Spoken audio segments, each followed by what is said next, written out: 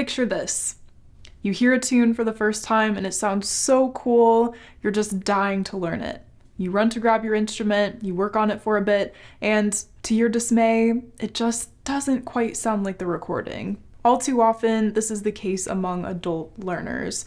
Students will rush through fundamental technique to get to the fun stuff, only to be met with frustration and disappointment when they don't sound like they'd imagined.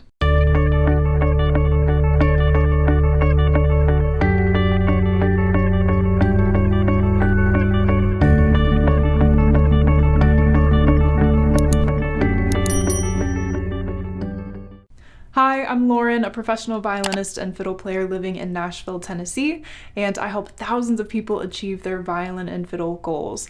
If that sounds like something you'd be interested in, consider subscribing to this YouTube channel. We'd love to have you here. So, why is it so hard to slow down and build good technique habits? Students rationalize that the quicker they can learn a tune, the faster they will sound good. I can't tell you how many times I've heard some variation of, never mind all of that scales, left hand, and bow hand technique business, I just want to get to playing. The irony is, these are the ones who end up spending more time fixing their mistakes and undoing bad habits than they would have if they had just slowed down and worked on technique in the first place. What if you saw a picture of a beautiful 3-tiered cake and decided to attempt to bake it after having no baking experience or knowledge of the ingredients and tools necessary to bake a cake? My guess is it probably wouldn't turn out like the picture, and you'd probably end up spending a lot of extra time cleaning up your mess. Learning an instrument is no different.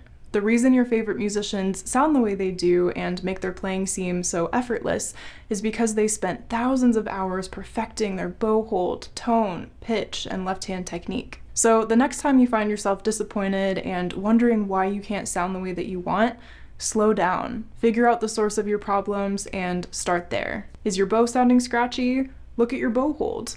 Are you playing out of tune? Address your left-hand setup. All of these things will help to give you a comprehensive look at the things that you can improve upon, and that's when progress can really start to be made.